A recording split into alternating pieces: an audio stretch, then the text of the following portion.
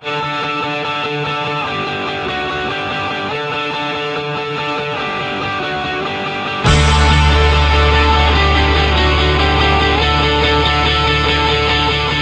to Real Talk with Tamara. On today's show, I will be speaking with rapper Mac. Mac was once a up-and-coming rapper, one of the top rappers at No Limit Records. He has been in prison for 16 years for a crime that he didn't do. Today he called in from Louisiana State Penitentiary to speak about how he's been, how he ended up in this situation, and what he plans to do. And can you tell my audience about, about how you ended up in this situation? Well, basically, okay, can you hear me? I can hear you. Alright, because you're kind of far away. Well, I went to this club my parents were having with my mother. We were giving this event at the club, and it was a normal day, like every typical day we have. We went out there, we drove out there to go set everything up. I was there with like a couple of my friends, some family members, my parents, a few aunts, uncles, some cousins, and we were in there, and I think it was around midnight, I believe, or a little bit after midnight, that a fight broke out on the dance floor, and I would find out that the fight was between some people I was with and some patrons of the club. And this is a call from an offender at a Louisiana Department of Correction facility.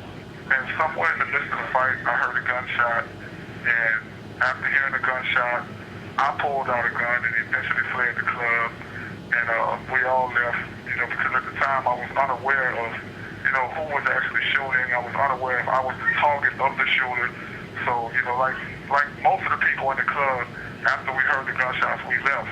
Only I had a gun in my hand when I left. So, I believe that because of that, it made me maybe a suspect, or at least someone worth questioning. Okay, and you said that you had a gun in your hand. Now, was it like normal because you were like one of the top stars, one of the top rappers, in my opinion, on No Limit at that time? Did you just make it a habit to do that because you had to protect yourself?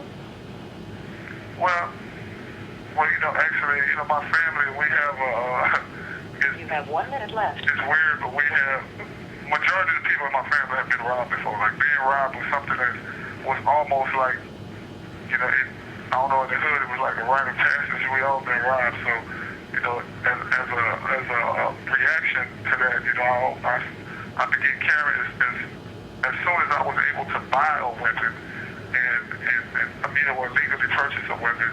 And because I didn't have a criminal record, I was able to purchase it, so I started carrying it just to make sure I would be able to protect myself or my family if anything happened. Yeah. Now, before you, because like you said, do you feel like, because I've like looked, I think everybody has, because your family is vigilant about like getting your case out there, which is a good thing. Right. Do you think that they zoned in on you? Do you think they just unfairly, because I can understand them? Are you still there? I think it's hung up. So at the time, I ducked down and I withdrew my weapon, and in that moment, I didn't know who was actually shooting or who they were shooting at, or if in fact I was the target of the shooter. So my first thought was, okay, where is my mother? So I ran towards the front door with the gun that I had in my hand, looking for my mother, because she was like at the front door collecting the admission fee, and I didn't see her. So I ran outside, and when I got in my truck, I saw my mother was there, and we all left. And one of the things I've heard over the years, or one of the things that people question was like, well, if he wasn't guilty, why did he flee? I'm like, well, I would see for those people, if you've never been around a shooting or something of that nature, you wouldn't. I guess I would just say that, like everyone else, I feared. I didn't know who was shooting or who they were shooting at. So, my first reaction was flight. Find my mother and let's get out of here. You know what I mean? And I felt the need to do that because I didn't. If I felt that if I was hanging around, I didn't want to put myself in a position where I would have had to fire at someone. So I looked for my mother and we left. And when I got home, the guy who was babysitting my brothers, he was like, "Well, the detectives called here and they need to question you about a shooting." And it was at that moment that I discovered someone actually got shot. Because before then, I just remember leaving the club, hearing a gunshot, you know.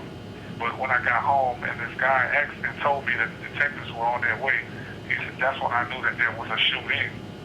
And I waited.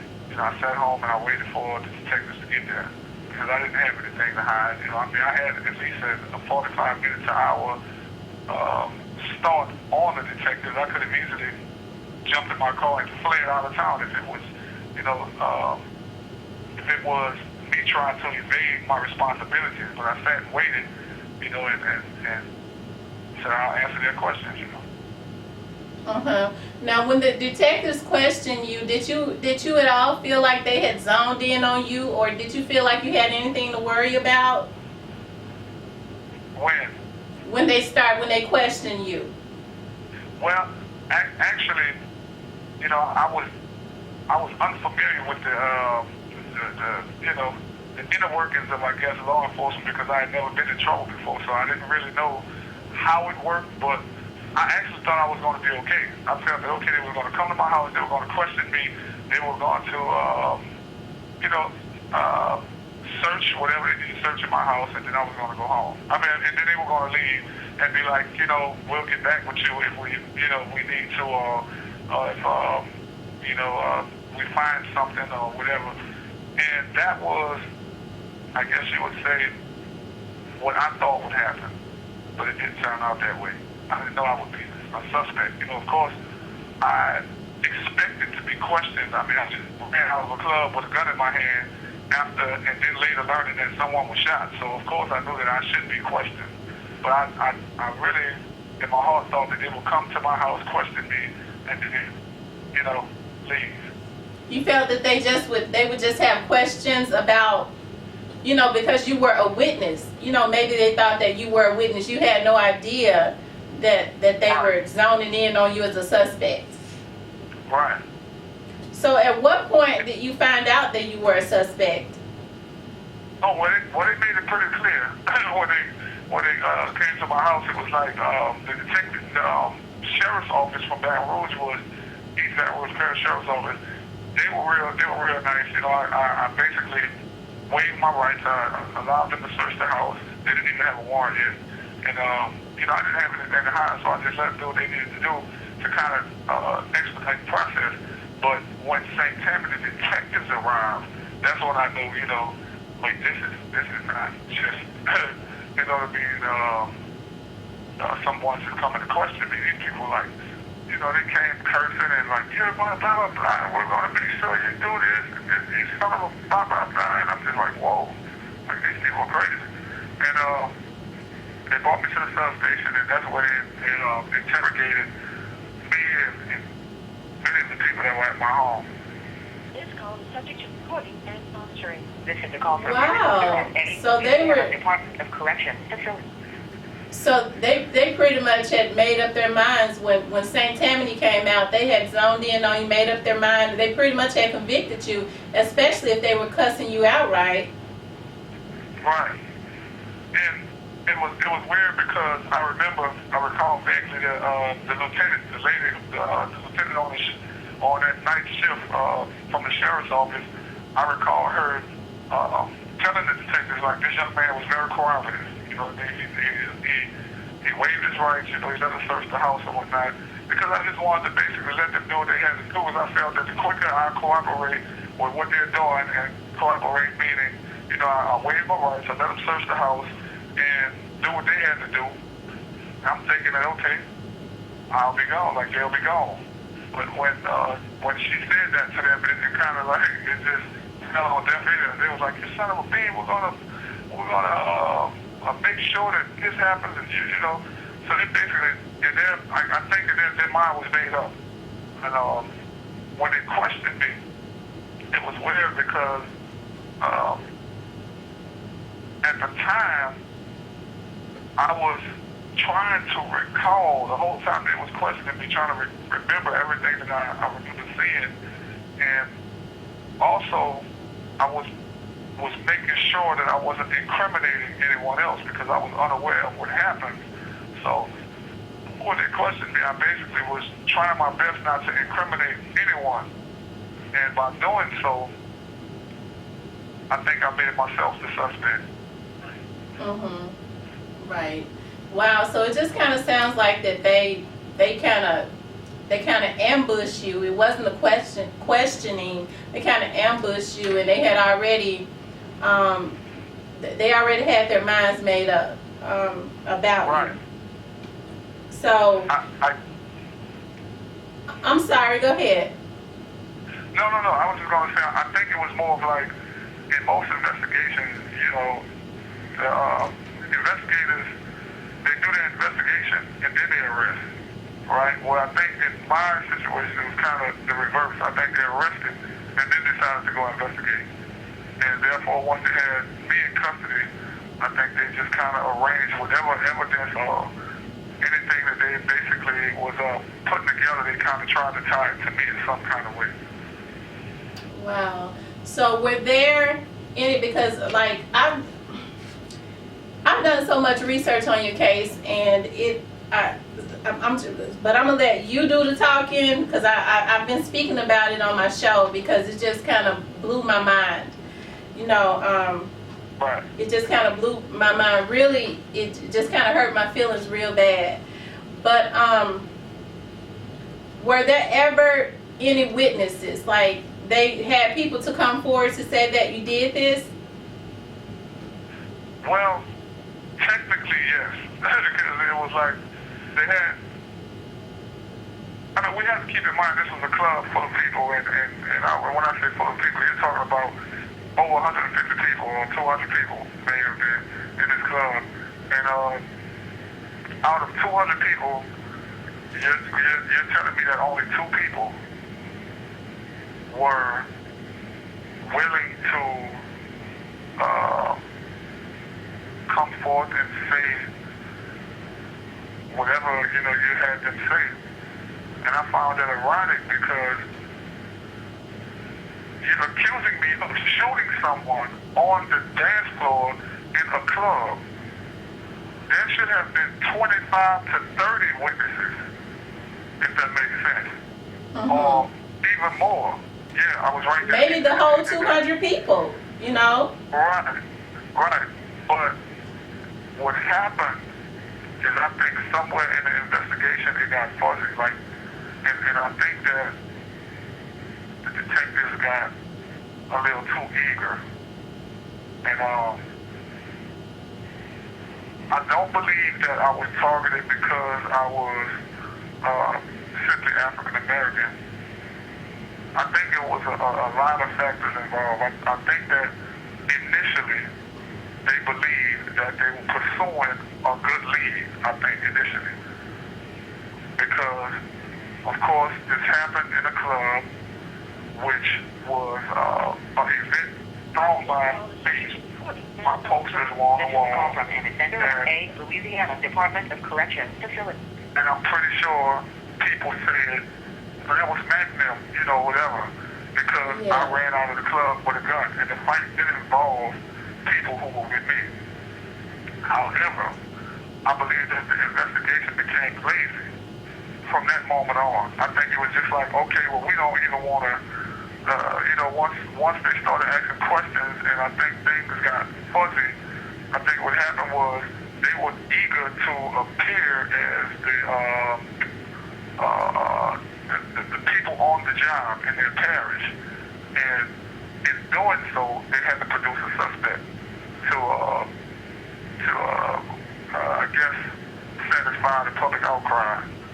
And this is all my opinion, just from being on the inside, seeing what took place. And I think from that moment on, it was more of like, well, whatever is going on, he's going to stick to this suspect since we got him in custody. And they made sure I didn't get a bond. They did whatever they needed necessary to deny me a bail, so I don't, be able to properly fight my charge from the streets. And I think their minds were pretty much made up when they got me in the back of the police car. I think their minds were made up.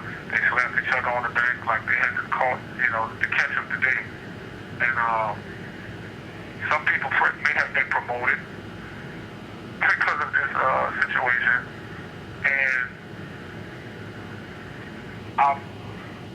I can't go into their mind, but as far as the jurors are concerned, I just kind of believe that if you have an African American from New Orleans, a place where a lot of people from the rural areas in Louisiana, they think of us in not the most friendliest way. On top of that, I just so happen to be a quote-unquote gangster rapper by the media's definition, who does music that many of whites from rural areas consider filth. You know what I mean? Or don't understand. And on top of that, I just so happen to be African American as well. African American from the city who does gangster rap music. And I think that some of our white brothers and sisters from rural areas, I think some of them consider us thoughtless and aggressive. And if you add that into the equation, I think the trial was over before the deliberation began, because the jury were all whites, predominantly from rural areas, and most of them were over 40 years old. Yeah. So you said the jurors were all white. They were most over 40. So you're looking at, people that, like you said, that really didn't understand rap. They really don't understand the culture. Thanks a lot for of them tuning probably in to did. Real Talk with Tamara on today's show. So when Miss Sheila Phipps, Mr. Mckinley Phipps Sr. and Judge Joe Brown, we're going to speak about, he's still a rapper, am I right? Well, yes and well, no. Well, we'll say artist. Yeah, artist. Artist Mckinley Phipps. His stage name was Mac. Of course, his family called him Mac, also was short for McKinley. He was incarcerated 16 years ago. For those of you, I know you remember Mac. He was an up-and-coming rapper. He was really one of the top rappers on No Limit, and he was constantly rising. And his family is here to speak about his incarceration, because as I've done research, as his family has said, as Mac has said, he was incarcerated unjustly, and they want to speak about what has happened since then with witnesses coming forward. So thank you all for being here. Thank you Thank for you for having having us. So how have you all been? We've been good. Just still fighting Mac's case. We've been working with this for the last 16 years. Yes, we've been good. Yeah, and I want to thank God for all of these people who have came as of lately to lend a hand to help us try to resolve this issue, to bring the truth forward. I had the opportunity to speak with your son. He was so positive. He was He was just like light living inside of him. He feels like, he's been put in prison unjustly, yet something good is going to end up coming out of it, especially since there are so many young men that have been unjustly convicted. Yes. See, 16 years ago, they didn't have everybody running around with a cell phone with video capacity, so the general public would not buy these stories of people getting framed, something else going on other than the official version. Now they've been acclimated to something else is going on and it's wrong, we see it. So now people that before had no voice have become credible. Right. Exactly. Okay. And once a rapper, always a rapper. You see his poetry in your soul. So Right. that's Well, yeah, poetry, it you're doesn't right. go away. I thought about that. You're right. He's still a rapper. He's still a rapper.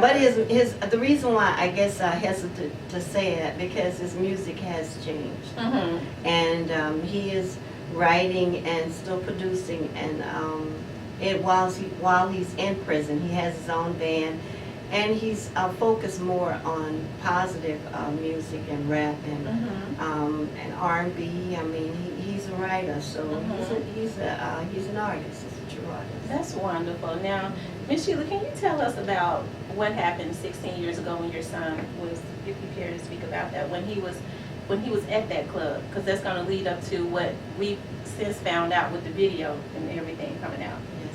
Well, what happened, my son and I had a management company together, and I booked little shows at little small local clubs in Louisiana.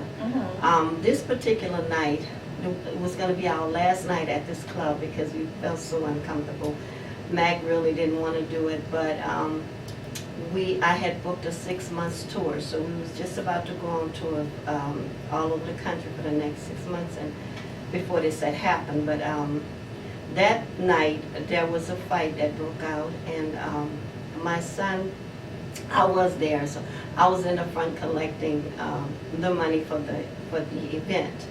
And there was a fight that broke out, and as I understand it, my son was in the opposite side of the club signing autographs. He was with one of his fans, and a young man unfortunately was killed.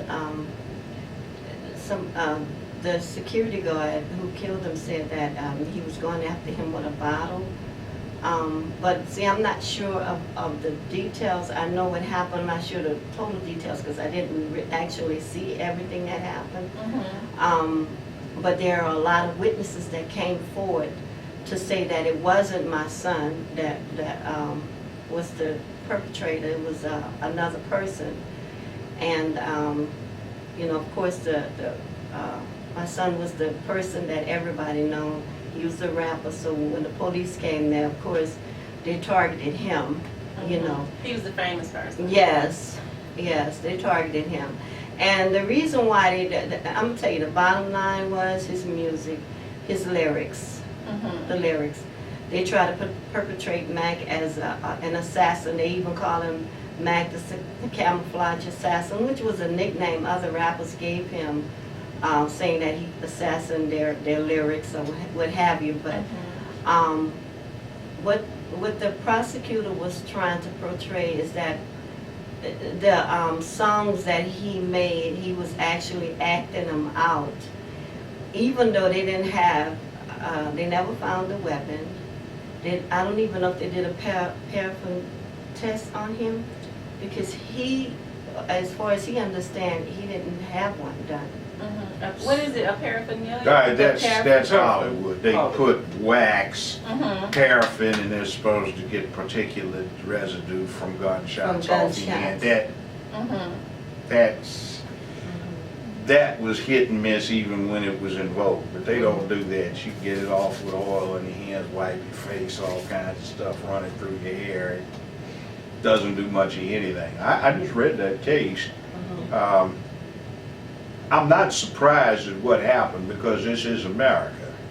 And when you get a situation where you get an all-white jury, I've had that happen before. Yes. I represented the youngest person in the world on death row, and there was an all-white jury.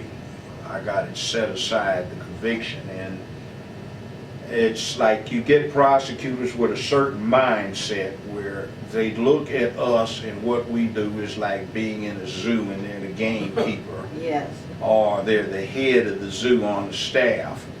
And our humanity evaporates, and your son's music was controversial even within the genre. Right. Now, that makes him, like you said, a target, and it also makes the prosecutors as being part of the white structure, and generally not even ordinary parts of the white structure, a certain country club style set. make someone very alien to them and a target. This is, you know, dogs aren't supposed to do this, colored aren't supposed to do that. You got the all-white jury, which is a travesty for that part of Louisiana, so it's just a mess from point one. And I understand some things have happened to the prosecutor involved since that time. Isn't he kind of getting the stripes suntan from looking between the bars? Oh, yes, he is. Yes, he's been in convicted of 18 or 19 charges. See, money laundering. but see, yeah, that goes on. See, the press doesn't like to deal with it. Like out the OJ case, I mentioned that to you earlier. Cochran inferred that there was fraud, planted evidence, and some other things, and what the media still hasn't brought out is that 4 of the detectives involved are in jail or were in jail for planting evidence in what they call the Rampart scandal. So 128 people had to be let out of jail because of that. So it's like you depend upon the judiciary to render fairness. And that depends upon who's appointing or electing the judiciary. We've got it coming up right now under the Obama administration. He's nominated somebody for the U.S. Supreme Court but with due respect, that individual is a registered Republican on the Second Circuit. That every time a young black man has come up to attempt to get a conviction reversed, it's been a 2 for reversal of the conviction and 1 affirming, and it's always been him. So be careful what you go out and support. Be careful when you try to get off jury duty, because if you do, it makes it easier for people to come up with something like this travesty. And right, because this young man has been in jail for 16 years. That's a long time, because he's still a young man. Yes, he is. He went in at 22. He'll be 39 this year. They didn't have any minorities whatsoever. No. on the juries. No, it was Only- all white jury. Yeah, and 2 young ladies sit there actually fell out crying over the fact that of what they were trying, because they couldn't get what they wanted, which was like a 2nd-degree murder. So they decided to just go with, it was like we're gonna put everybody in a win-win situation. We'll give him a manslaughter, and what'll happen is he won't, you know, them probably thinking that he wasn't going to get a whole lot of time because they saw through what was actually going on. But And these were young ladies that was on the jury. on the jury. 2 of them Yeah. that they held out actually was a hung jury, and the judge made them go back and come up with a verdict, because, and I think they compromised with the 2nd-degree manslaughter, because you gotta understand, my son never been in trouble before in his life. He has no record or anything like that. He's a first offender. So for him to get even 30 years is mind-boggling to me. You know, for what my son told me that they wanted to give him 40 years. Actually, the man was going to give him 40 years. And he said the reason why the judge took 10 years off because of the letter that my son had wrote to the judge. And the judge said that my son seemed to be an intelligent young man, and he articulated the letter very well. So my son was like, yeah, whatever, you could have just given me the 40. I mean, what's the difference? You know what I mean? He thought it was going to make a difference by telling them about his, you know, just, I don't know. You know, I was reading, not reading, but I was looking at a video. And when your son, when they found out, this was the police. I was listening to someone say, this was the police when they found out your son was actually a rap artist. And when they found out that he was on No Limit, the officers laughed and said, we got another No Limit soldier. Oh, yeah. You know what I find interesting? The prosecution for years, and including recently, is so eager to buy into the slightest excuse to avoid indicting somebody they perceive to be on their side, or presenting a case vigorously against somebody so situated, but will take any possible grasp at excuse to go after one of us. That's right. They said they was making him It's an all example. across the country. They said they was making him an example. Yeah, that's what they told us. And their biggest concern when they came to the house was, one of the detectives told me, hey, this is a nice house. How much rappers make? Wow. They weren't even, I said, well, you trying to investigate a murder or something, or are you trying to? Wow. They Well, were see, more concerned about how much money my son was making. your son's situation is pretty unique too. This is the first time I've ever been able to find a case that was reported where the entertainment on stage is supposed to have shot somebody in the audience. Exactly. Yes. That's You know, right. like where's the access going on? That's right. And you're up on stage in whatever costume, where is the gun kept, you know, Right. that you use to come down off the stage That's- to shoot somebody? It's absolutely preposterous. Yeah. And if you look at the tape that's been released on the security guard, it's pretty credible. He says the guy came at him with a beer bottle. There's a fight going on. A beer bottle can be used as a weapon to inflict death or serious bodily injury under a Louisiana law. The security guard is entitled to shoot that man right there and take his life, but of course they didn't like it. Now, an anecdote, I had a case in my court, it was a murder trial. They wanted to get this black guy that was working in a white neighborhood in a Circle K. He was the manager. So some drunk, he'd come into Circle K and trashed it, and trashed other places. He had mental health problems. So on the day in question, he winds up getting shot by the manager, and then they claim the manager took the victim's gun after he shot him and then shot the victim again twice in the head. Well, there was a security video. It disappeared, didn't show up until the third day of trial. Guess what it showed?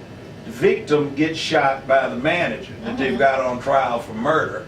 He sits over there, you can hear him, he says, look at you, don't worry about it, just says, look at yourself, fool, you got yourself killed. Takes his own gun, shoots himself in the head, bam. And then he slumps over and then he says, you can't even kill yourself right. Sits back up and shoots himself in the head again. So if it had not been for the security entities associated with Circle K bringing that video to everybody's attention, that jury was going to convict because you couldn't believe, well, I had never seen it in a movie where somebody shoots himself in the head twice. Well, you know, so all kinds of stuff is wrong with So this Judge, picture. why do you think, even though there has been video, because they suppressed the video for a very long time of someone else confessing to the young man's murder, that Mckinley has been in jail for 16 years for, why do you think they still have not released him? Because it's not in their interest to do so. It's a matter of numbers. See, we come in as just ciphers. You see, you get a high profile white situation, they dot every I, cross every T. With us, they just want us to go away, so okay, whew, got rid of that problem. Just leave it where it is, it won't cause any more disruption. So we tend to get all off into distractions and we don't exercise our political power wisely, our economic power. We do things that lend credence to the myths about us. Plus, we are a threat politically. We are a threat economically. And just about all of the entertainment we do is something driven by us. So you have to understand from their perspective, they're looking at it, they don't know what's going on. This is just aliens. There's some savages out there out of control, and we've got to keep them in line. You know, it's kind of like ants are all over your kitchen. You want the exterminator to spray the place, and he's saying, but you got some bees out there dealing with your garden, and you say, well, the heck with the bees, get rid of the ants. See, we have a problem. We do.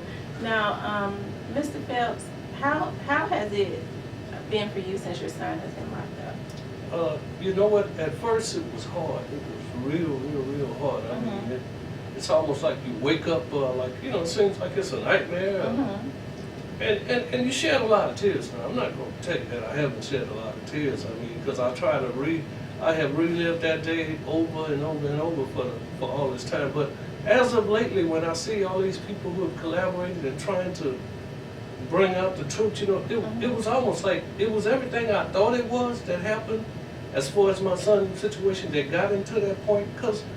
And now it's everything I said is coming to to reality. You know, everything that I said initially about what happened, it's been proven. Because you were there that night, am I right? I was, and I actually tried to help the guy when he was on the floor.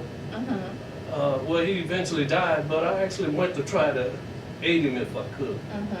And well, they tell me now it was a good thing probably that I didn't put my hands on him, but I still was there trying to find out how was he doing, was he okay? Because I heard the gunshot, I heard the bottle break, I heard the gunshot.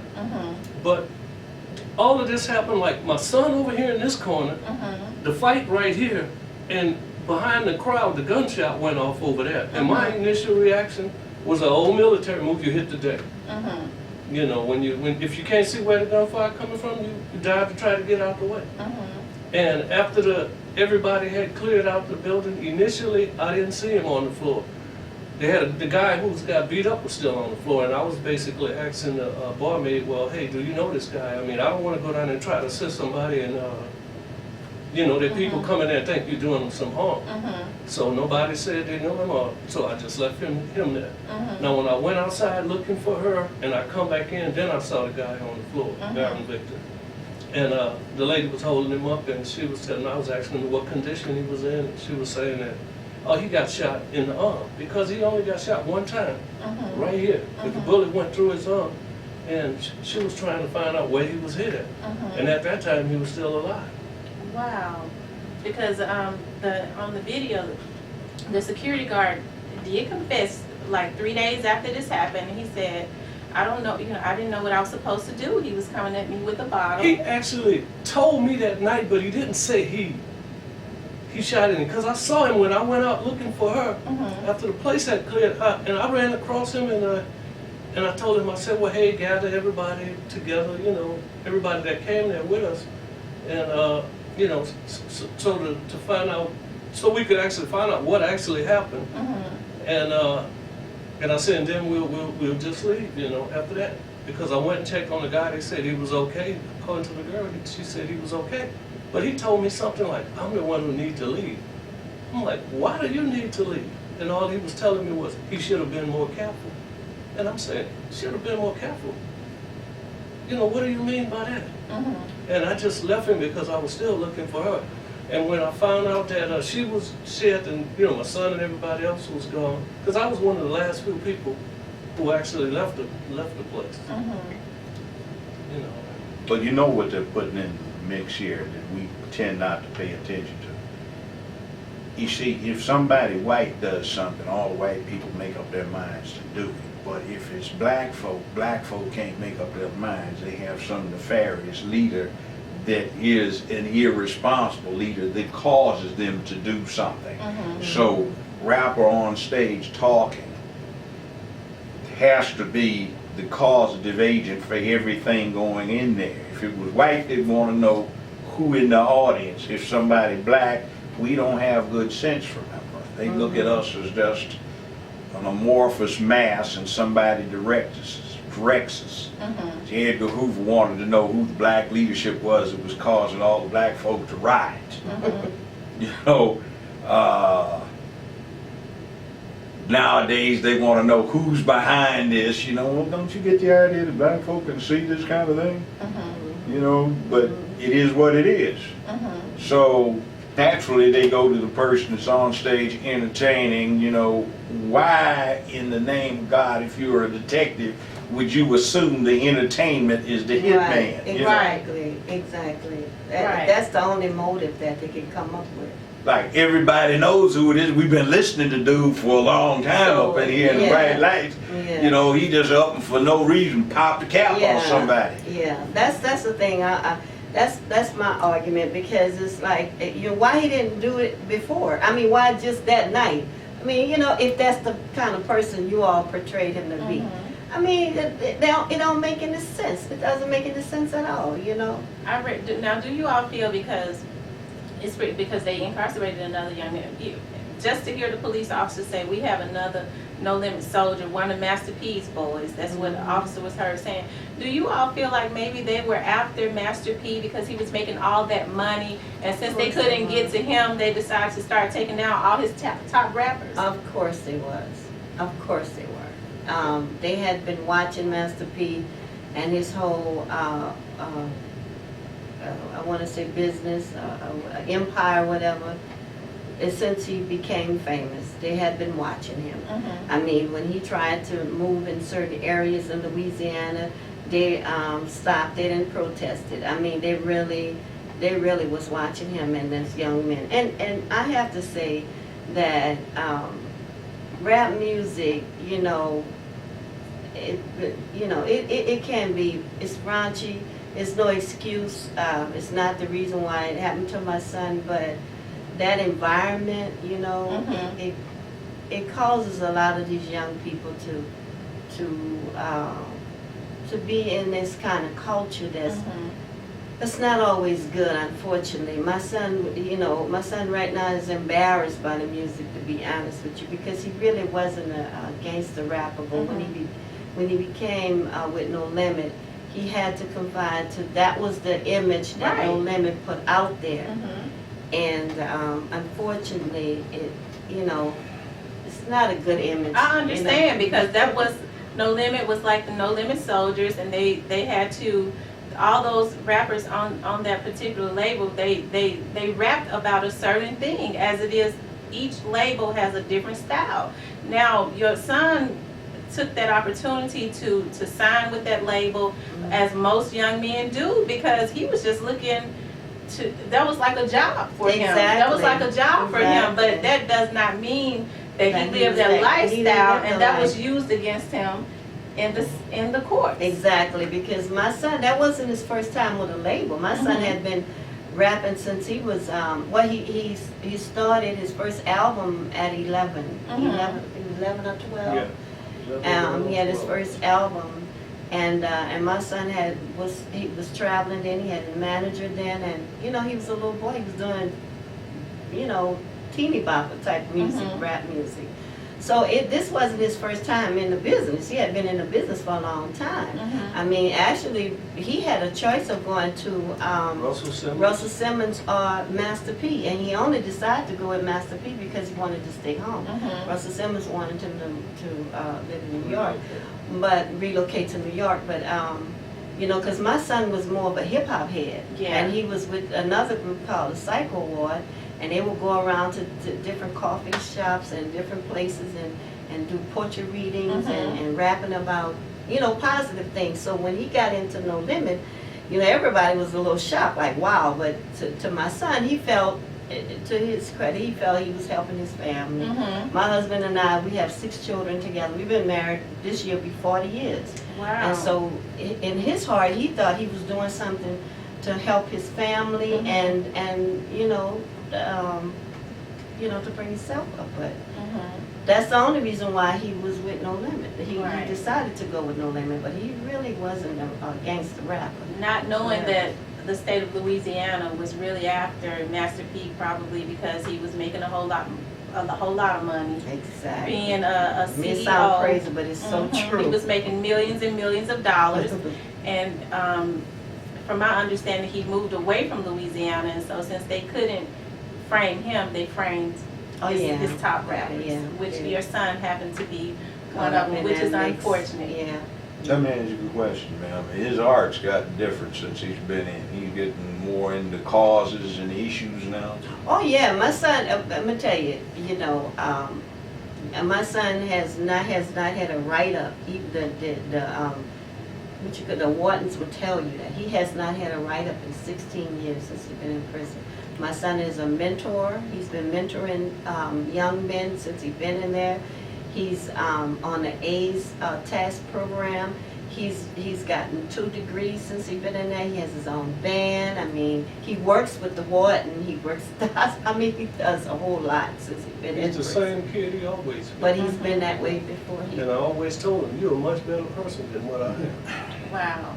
He's good character. That's what I checked out, found out about him.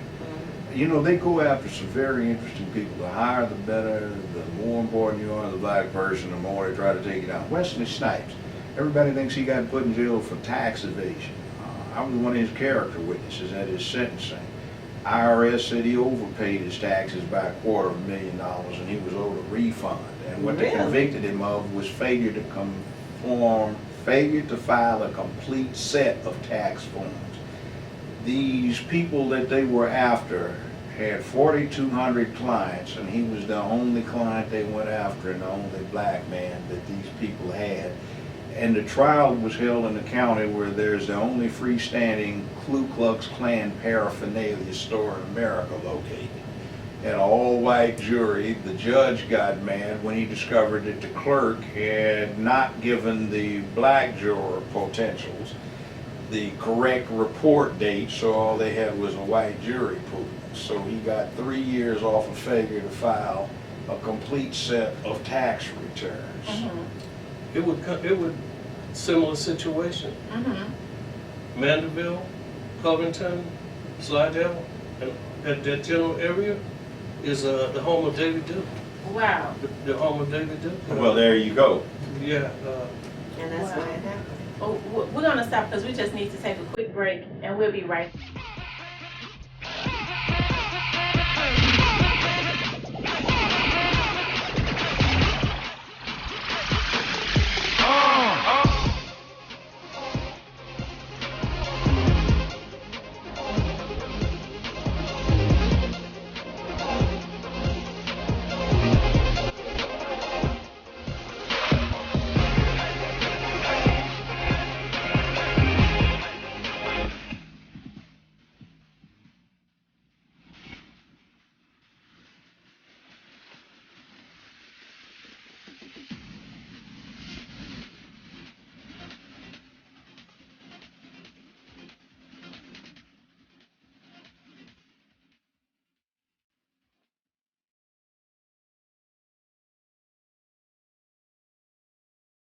Welcome back to Real Talk with Tamara. On today's show, I've been speaking about Mckinley Phipps. He was a up-and-coming rapper in Louisiana. At the time, he was on No Limits record label. He was one of the top artists, and he's been incarcerated for 16 years. It has since been found out that what he was convicted of, he did not do. Of course, his family says that they knew that all the time. He has always professed his innocence. And I have Judge Joe Brown here to speak about, to commentate on this situation, because it's sort of unique. You know, you have someone else that confessed to the murder of the young man 16 years ago, and because of the corruption of the Louisiana justice system down there in that small little town. Of course, it's more than that town, but they suppressed that. And he's been locked up for something that he didn't do for 16 years. And so I just have his family here to speak about how he's been doing and what they plan to do, because he's an innocent man and he should be released, you know. Now, Miss Phelps, how do you feel about the witnesses since the prosecutor has been convicted of some charges? Now there have been how many witnesses to come forward? They have been about 5? 4 or 5. 4 or 5 witnesses. Yeah, at least. Were they alleging coercion? Yes. Yes. Matter of fact, Insemination. they signed affidavits to that effect. So it's not just a hearsay. It's affidavits, signed affidavits. Understand this also. They had another guy who were, as you would say, as far as the color of the skin and not so much the height of the guy who actually did the shooting.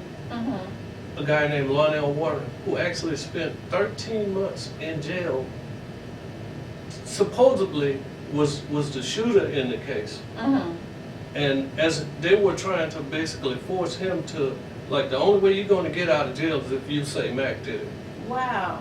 And kept him in jail for 13 months. And he originally signed himself out at the end of the 13 months. He signed himself out and didn't know later on that they had actually given him a charge for something. And he was saying, I never pled guilty to anything. And he spent 13 months in jail.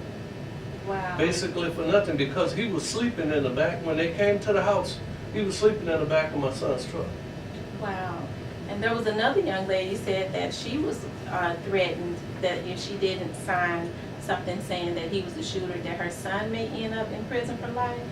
That she'll have a kid in jail and all. Yeah, that's the young lady who was with him when the young man had passed away. Mm-hmm. She was the one that my husband went over and she said, "Oh, he's okay." Mm-hmm. Yeah, she's the one, because when on the witness stand, she recanted her story on the witness stand, and the other main witness changed his story about 4 or 5 times. 4 or 5 times. He even went to the point where he said that, oh, if Mac didn't do it, then he know who did it. Yeah. Wow. But he was considered a credible Those witness. are the only 2 witnesses. The rest of the witnesses was police officers. And then, and it came out in court that over 25 witnesses called the station saying that it wasn't my son, and they described it. The man who did it was a dark-skinned man, because my son is light-skinned and tall, and the guy who did it is a shorter man and he's darker skinned. Mm-hmm. So, this came out in court. We're not saying anything. Right. I couldn't believe that, and the police the prosecutor kind of dismissed it, because Wow. the lawyer had asked the police officer about that. This is a message to the general public. Black people, it is not over yet. We have not become fully a part of this system, and this is just another example of it ain't there yet. When you talk about intimidation, Mm-hmm. you have the sheriff, Jack Strand, who also lost his election along with it. When his friend, when you saw Jack Strand, you saw Walter Reed. They were like closer And Walter Reed than was the brother. prosecutor. Walter Reed was the prosecutor. Mhm. He had Bruce Deering, which was the one who handled the case, but he was the overall overseer Mhm. of the case, Walter Reed. Now Jack Strand, every day that they had a day in the court, Jack Strand, he's standing over the jurors. Standing facing them off, like per se, you see I'm here. Mm-hmm. So, Intimidation. Yes. Wow. Yes. And that was the sheriff. That was the sheriff, and he lost the election this year after. It's almost like they trying to turn over a new leaf. Has anybody appealed to the governor about a pardon? Well, right now, Mac's lawyer has filed clemency, and we did an online petition, and at this point, it's over 8,000, so it's been going on for about a month. So, but yeah, this is in the works for right now, And the good thing about this is that we have a new governor, and he did say that he's going to try to reduce the prison population in Louisiana, because we got the highest incarceration in the country, and so he vowed to do that. That was part of his campaign, and I think he's doing it. He's trying to do that, and I think we'll have an easier time of getting him out, because when Bobby General didn't pardon anybody. Oh, he's gotta be tough. Law and order. Nobody. Tough while he bleeds the Why coffin is dry. Yeah, Wow. why He bled it dry. Let me leave Believe that me, alone. he I'm gonna leave that one alone. did. Yeah. Wow. But how do you leave office with the money, the war chest empty, but you give promotions out? Wow. You're not promote. You give you Mhm. You spread out That's the the money. passion. There is no money in the container. Yeah, but Wow. That's a whole nother issue. Wow. Well, Miss. It's life in America, It's life in America. 21st and 20th century. Well, Miss Phelps, because we're coming to the end.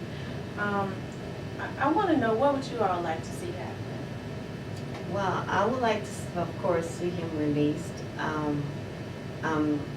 I'm very confident, I want to say cautiously optimistic is the word, that this clemency could happen.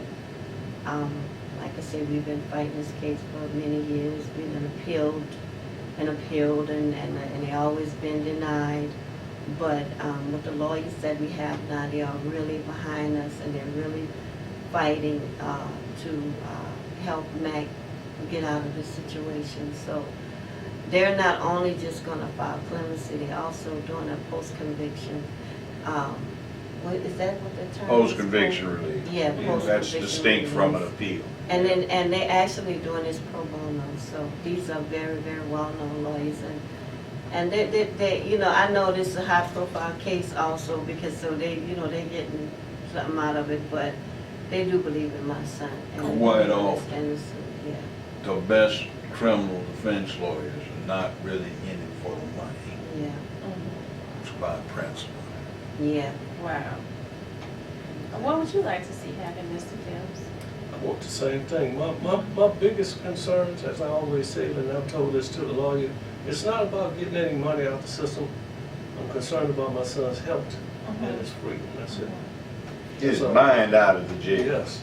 And Yes, one more thing I health and want to his say. freedom, that's it. As far as the victim concerned, he didn't get justice, and the family is still grieving. You know, I'm in touch with one of the family members, and I know they've been going through a hard time for 16 years, because this was a good young man also, and I just want to see justice served for him. You know what I mean? So that their family can be at peace, because they're not. You know, a lot of them are still blaming my son, and that's understandable. But there are some that knows that Mac is innocent, and they're even willing to help us fight for his innocence. So I just want to give a shout out to these folks for Baron Victor. And he was only 19 years old when this happened to this young man. And the saddest thing wanna is, see him he's listen. not around to actually tell his side of the story. So their family been through some hell and hot water over this situation, you know. Because if I saw what actually happened, I could say what actually happened. I heard noises, you know, I heard the noise, I heard the gunshot, but I don't know what actually transpired, because there was a wall of people in front of me in that situation. Very seldom is it like what they portray on TV and in the movies. So true. Now, Judge Brown, in closing, with the prosecutor being finally, charges finally being brought against him for corruption, I forgot all the charges, and witnesses coming forward, now they feel comfortable enough to come forward. What should happen to him as it relates to Mac's case? Because, you know, if he did this to Mac, we can only imagine how many other young men he has done this to. What can actually be done as The far as... religious would say he should burn in hell. Mm-hmm. And he should have a hard time if he does any hard time. I imagine he'll probably come around to finding a way to probate him so he won't have to suffer the indignity. Mm-hmm.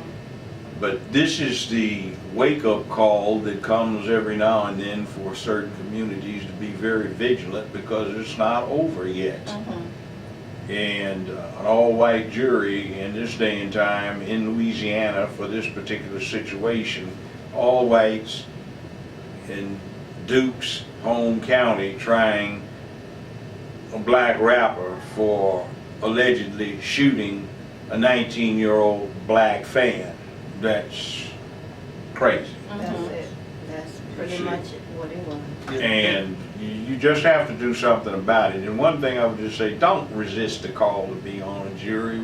You're needed. Mm-hmm. And it's all right.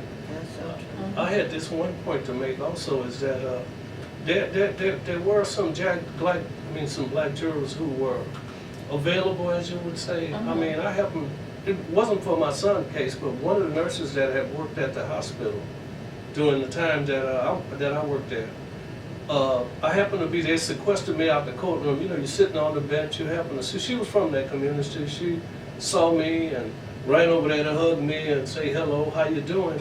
Immediately, the bailiff runs in the courtroom and tells the DA and my lawyer and everything that I was interfering with the jury. Well, A prospective jury. And it wasn't even my particular son's case.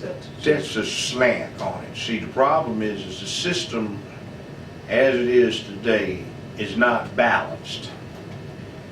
It's way of looking at things. ethnic groups talk to each other differently, and you may mean nothing at all, or you may mean something very bad, and then somebody else hearing it doesn't get it. And, you know, they want to see what they want to see. And that's too often the problem. The system wants to see us as something it wishes we're not even here. So we have to be very vigilant on that. One thing on the horizon, your son will not too old for it to impact, and I think the three of us are. The U.S. Census Bureau says by 2040, this will no longer be a white country, majority white country. And I'm noticing around the nation there is, are they planning for this, or is it just happening on its own? It looks like white people are trying to set up a contingency for the time when they're no longer in the majority. How do we maintain control like we are still there? And what do we put in place, at least culturally and socially, so that the system keeps working as though it was all about us at that point in time, either consciously or unconsciously, and it's getting worse. It's actually getting bad, but these things that we have now become sensitized to as a broader public are things that we need to know about our system, and this is one of those cases that cries out for somebody to come in and administer justice. Famed attorney Leslie Ballin stopped through to give his insight on Mac's case. Attorney Ballin, you just heard what she said, and of course I forwarded you just a little bit of the information. It seems that he was convicted based on lyrics. It seems to me that the authorities had their suspect in their mind. They went about molding the evidence to try to achieve their goal and to convict your son. You know, our system is supposed to be based on truth and honesty. When the police misbehave, when prosecutors don't do an honest job, our system doesn't work, as we have seen in this case.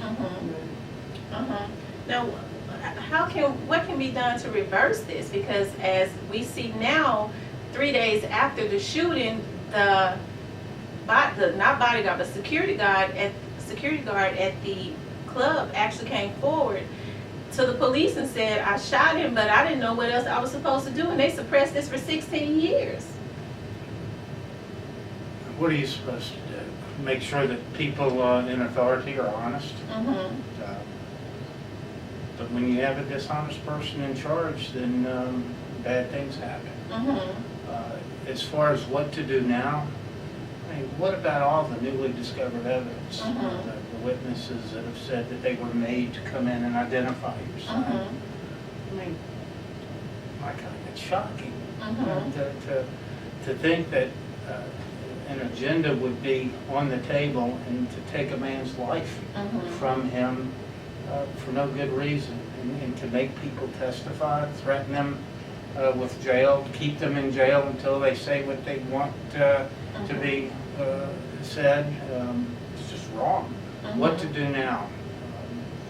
I practice here in the Memphis area. I'm not quite versed in Louisiana law, but I understand it's not much can be done under the Louisiana scheme of laws about newly discovered evidence. I think in that regard, he's stuck right now. Now, hopefully there are other avenues which you can gain his release, but the confession, the testimony that I was made to identify Mac, you know, that's certainly newly discovered, but under the Louisiana scheme of laws, there's a finality in the judgment, and I just don't see much hope that the courts are going to step in and overturn this wrongful conviction. Wow. Because of Louisiana's laws. Correct. The concept is there is a finality in the judgment, and don't want to look any further. And that's not right. If it was in Tennessee, I think it'd be a different result. I think that affidavits, as were filed in this case, would be filed. Hearings would be had, and the newly discovered evidence is, hey, the police suppressed a confession, the guilty party, the admitted shooter, We have witnesses that are going to say that Mac wasn't involved, and I was made to say that he was involved. That would give rise to setting aside of a guilty verdict and resetting the case on the docket for a fair trial. Wow. So the only thing that we can hope for now is that Louisiana's system has changed. Don't know much about Louisiana, only what I hear. And it's the good old boy system. It's been that way for years from what I hear. Years.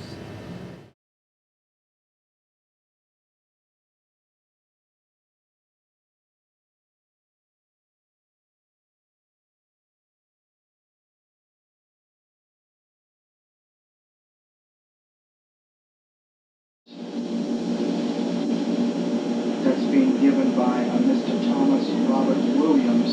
I was back there with the fireman, Mckinley Phipps, that's his blood on, that's his daddy brother. I mean, he was open the back door. That night at the club, we was at the back door. I said, we both at the back door. Next thing, I looked to the left, we got people flying all over, people fighting. This is a madhouse. And when I went over, that's what I was looking for him. But when I didn't see him, he was not in the vicinity where the fight was going down. So I was still trying to stop, because the other guy that was security with us, he was into the fight. I was trying to stop them from fighting, because the guys that was, I don't know where the other guys come, but they were fighting against the crew that was with us.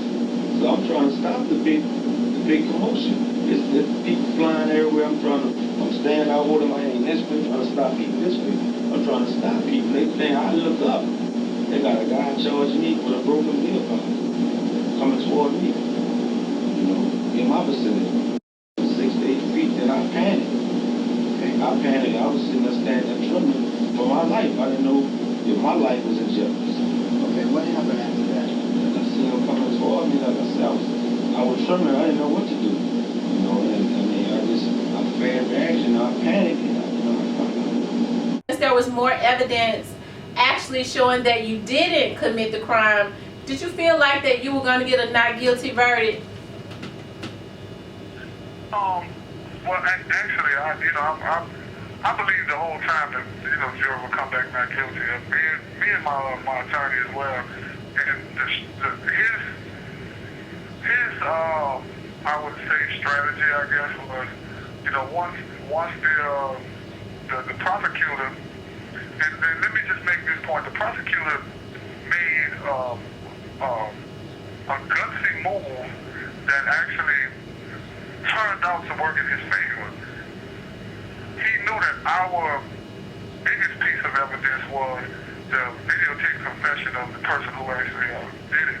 And what happened was, to soften that blow, what he did was, because the prosecutor gets to go first. So he presented the videotape confession. And then it gave him a chance to present his argument to the jurors as to why he don't believe it, if that makes sense. So, it proved to be successful. I mean, I thought it was ridiculous. I mean, to think that someone would basically take the rap and be convicted of a crime that could send them to prison for the rest of their life for anyone. I mean, we're not talking about, look, that was my weed, so I'm gonna take the charge. No, we're talking about someone who is admitting to killing another human being. And I mean, while that may sound in theory like such a loyal gesture, in reality, stuff just don't happen like that. People don't do stuff like that. And I thought his argument was ridiculous. I thought it was very far-fetched, but nevertheless, it proved to be successful for him. Whether that success was aided by outside influence, remains to be revealed, but I believe it was. So when the verdict came back and it was guilty, what was going through your head? It was, well, what was crazy is I was on trial for a second-degree murder, and the jury, a few minutes before they rendered the verdict, they called to ask the judge to tell them the difference between second-degree murder and manslaughter. And my heart just dropped. You know, in that moment, I just was like, man, you know, for them to even ask that question lets me know that the not guilty slot on there is not even an option for them. And when they came out when they came out of the deliberation room, I saw like two women crying. And it was, what was ironic is that I heard the voices of two women like yelling from the deliberation room, because I was sitting in the courtroom and they were deliberating in this room that was not really far away from where I was sitting. And you could just kind of hear, I couldn't really hear what was going on in there, but I could just hear two people getting kind of loud. And when they came out, I saw two women crying, and they read the verdict, and my heart just dropped. I just dropped my head on the desk, and I think I just cried. That was one of the most disappointing moments of my life. And it's weird because when they polled the jury, it was 10-2. So it kind of explained why I saw those two women crying. Wow. So they was crying because it seems like what they had to make a compromise decision, you think? Yeah, I think it was more or less like, I mean, let me just say that I think that predominantly, and especially, you know, the form of the jury, you know, based on the comments. This is a call from A, Louisiana Department of Correction Facility. Based on a comment, you know, that was made by, I think, the foreman of the jury who spoke with the Huffington Post, you know, just based on the comment that he made, it kind of, I guess, made what I felt all along true, you know. It made what I felt all along true, that they were basically prejudiced against me. And when I say that word, you know, the first thing people say is like, oh, this is about race, and I'm not specifically speaking about race in particular, but just the fact that I think that they already had a preconceived, and you know, I was prejudged. I think that, you know, some of the jurors already had a preconceived perspective of who they thought I was. Like, okay, here's this guy who's from New Orleans. You know, most of them were from rural areas, and here's this city boy with this gangster rap music. You know what I mean? And he's in a club and he's wearing the comment the juror made was like, yeah, you know, we just felt like he was doing it up with the rope chains, the gold chains, and the rap was messing with his head, and he just had to be a ruthless son of a beast, he said, to shoot somebody on a dance floor. And I could just tell that from that comment, it just made everything I felt all along, you know, true. It's like, this is what this man felt about me, so really and truthfully, whatever evidence that was, whether in my favor or not, it really didn't matter. I just think he already had his idea of who he thought I was. So basically he used whatever lyrics against you, basically? Well, the prosecutor did. Uh-huh. Now I saw the confession. I'm gonna tell you what blew my mind. Like, you and I spoke, and you said that this was actually in the trial, and that blew my mind. But I just had the opportunity to see where another man confessed to killing this young man that you're in prison for. Right. Like, how did it make you feel in court when, I mean, that still blown, it still like got me kind of. I didn't hear the last part. In court when that was presented, like when you saw that in court, how did that make you feel? Well, when I saw it in court, I was just like, okay, this is it. Because as I said, I always like I hope for the best of people. I like to see the best of people, and I always try to give people the benefit of the doubt. So when they played it, I was like, man, I don't care what these jurors say. These people see this with their own eyes. This is what I'm thinking in my mind. I'm like, this prosecutor, whatever he says, it really don't matter. I'm like, these people are going to see this. This is ridiculous. A person is confessing to this. I'm going home. This is what I'm thinking in my mind, And when it came back, I was just like, whoa. You know what I mean? It was like, I don't believe this, man.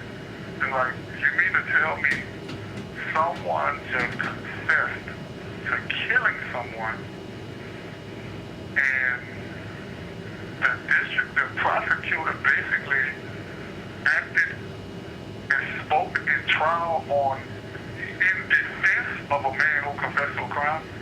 It was like he almost became this person's attorney, his defense attorney. Like this person didn't really commit this crime. He was speaking on the credibility of witnesses, and it was just like, wow. But it worked. But I only think it worked because, once again, I felt that, the jury was kind of hand-selected, and I felt they were, many of them were either coerced or even the ones who weren't coerced. I just think they had a negative view of people like myself, I would say.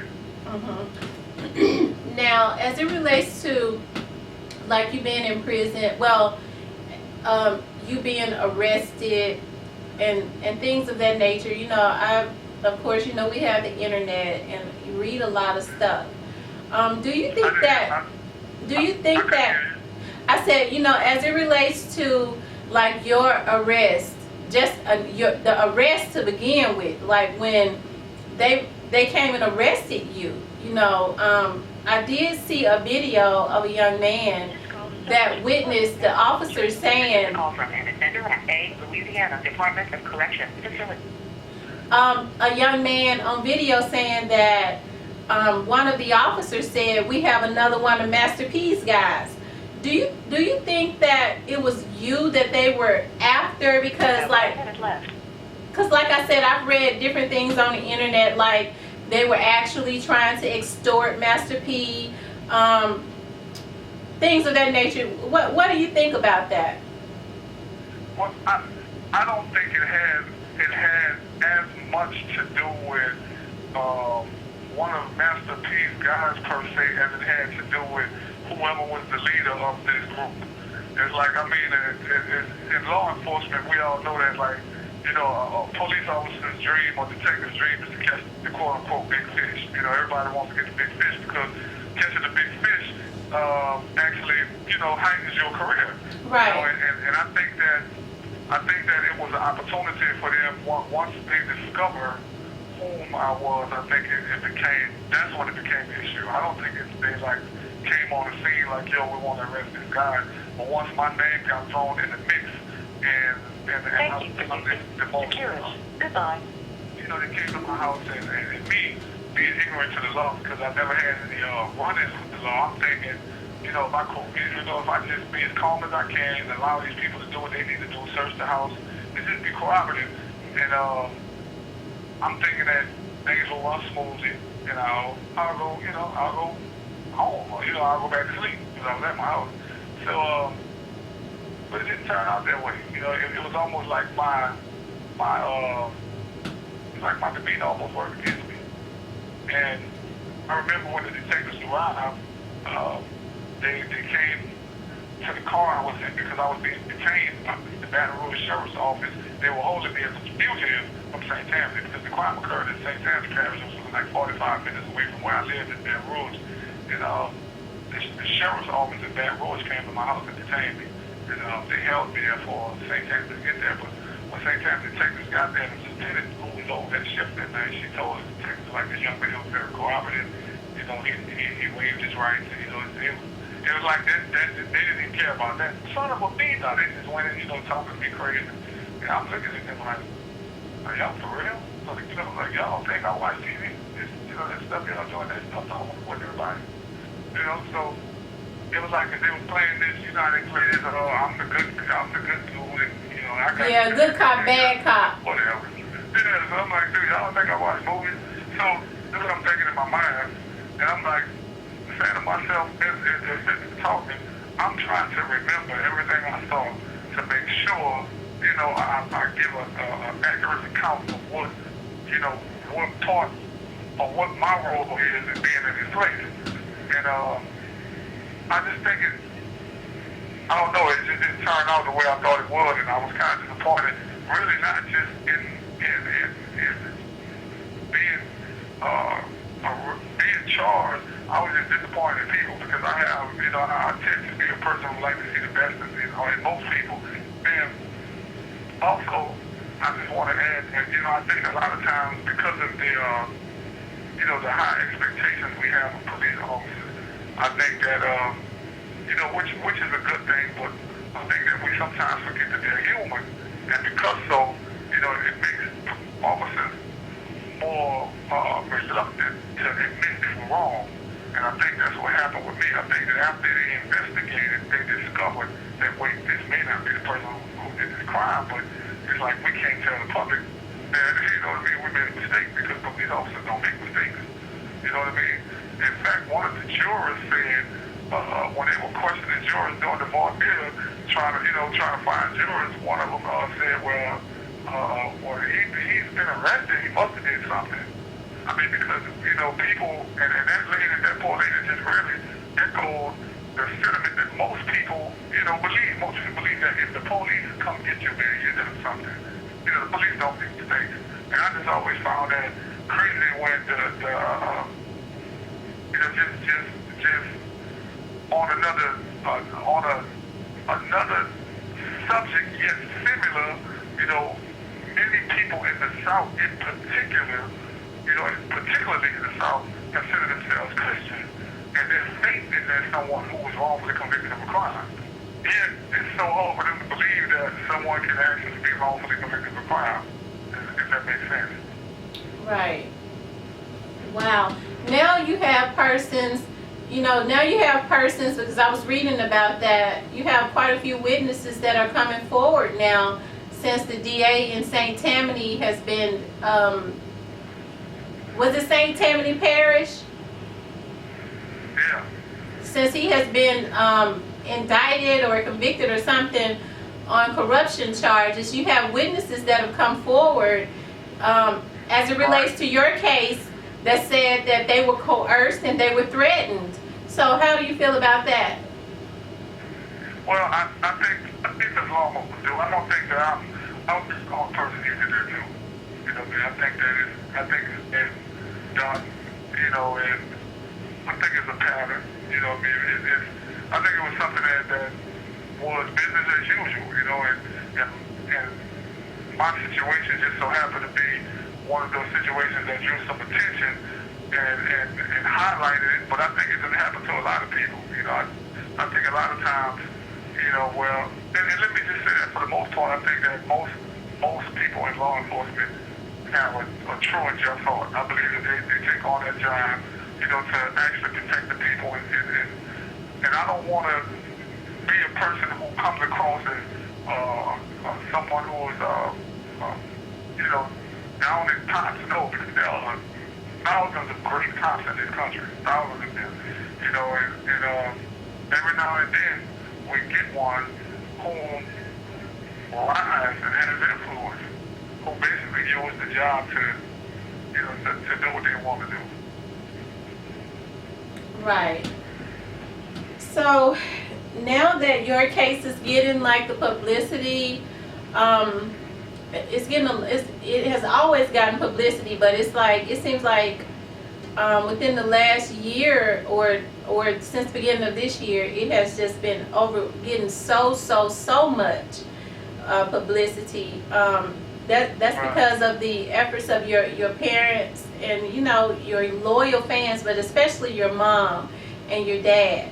How long do you think, what do you think is going to take for you to walk out of prison, especially since everyone knows now that you're not guilty of this crime, and you've already been in jail for 16 years for something that you didn't do?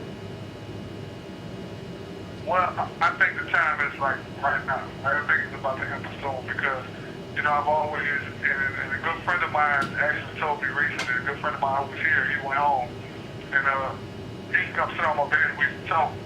And I always told him, I said, man, when the people demand something, that's when the change is gonna be made. And I think now is that the people got a chance to see what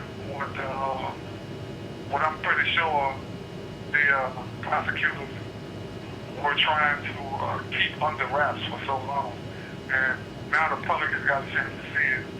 And I think that when the public sees something like this and they express their outrage, I won't be able to say that before the end of this year I should be out of prison. I mean, I can't see me standing here another year after all that has been revealed to the public. Right, right. I think your chances are great. You know, you all seem to have you have a new governor there in Louisiana, and he seems to be for justice. That just from what I've read, you know. So I completely agree with you. There's no reason why you shouldn't be out before the year is out. You know, because 16 years is a long time to have someone in prison for a crime that they didn't do. Isn't it? I almost feel like I was born in prison. I can't remember before prison. I've been here so long, I feel like I was born here. So what are you going to do when you get out? What do you plan to do? What are your plans when you get out? I'm going to get me find me a cool spot under the AC and get some sleep.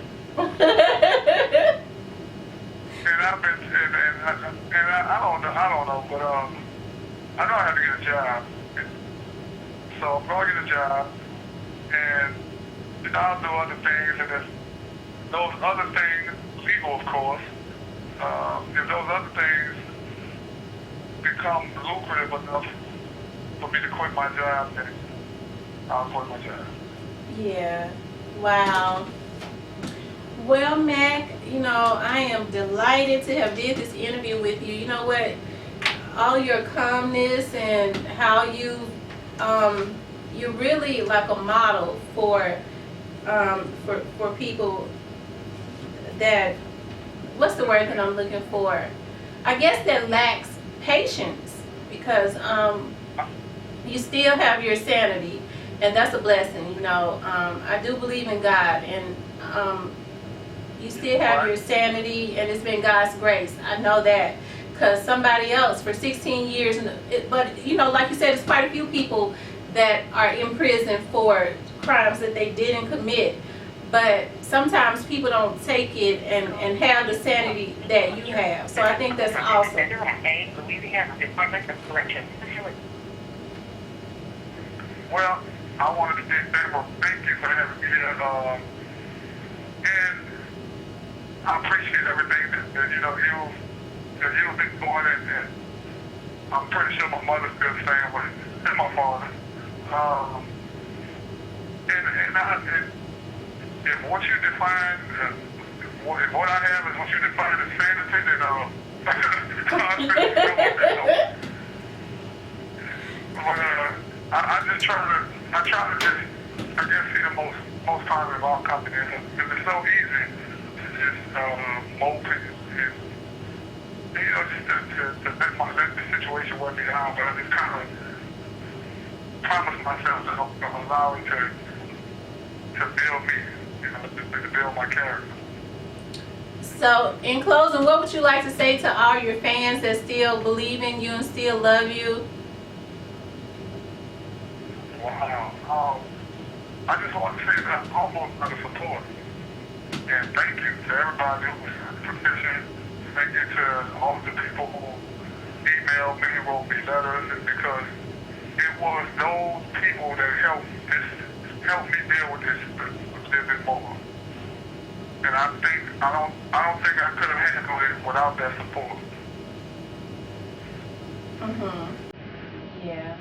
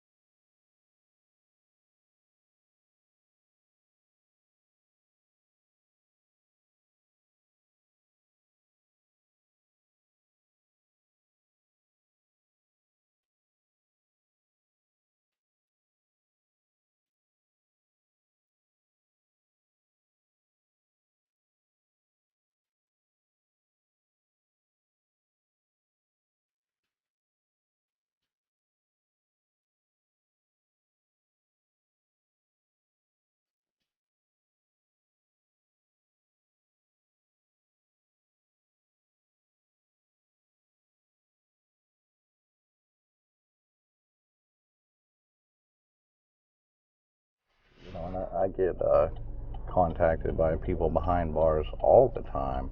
You know, you look at my case, or, you know, can you help me? And every time, really Mac's case is the first one I agreed to look into, because every other time he'd look at a case and there's just such overwhelming evidence that the people are guilty. And you know, I sort of expected to find that in Mac's case, and when that didn't happen, I was like, well, you know, we got something here.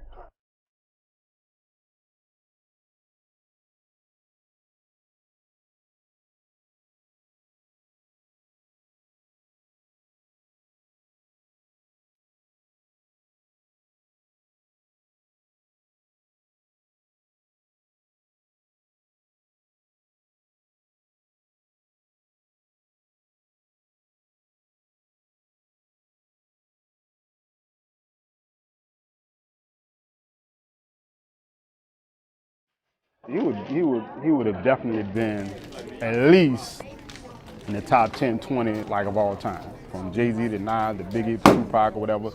I believe he would have been in that vein. I truly believe that.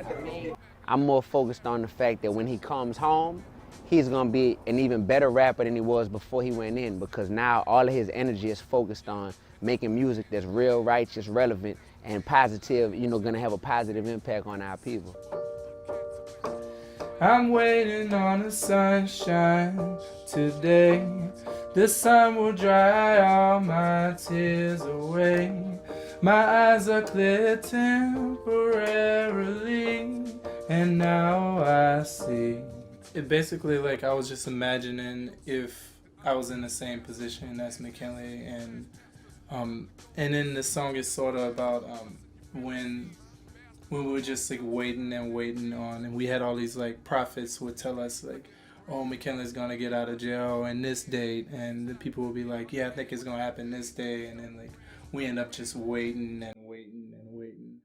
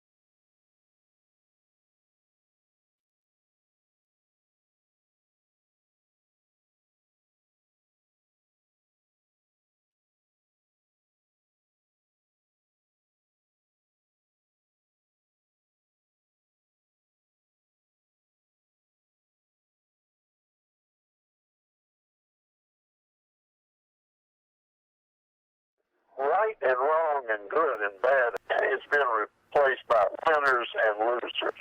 And these son of a bitches could care less whether you're innocent or not. Once they think the investigators claim there's a case, they just want to win. They don't give a damn about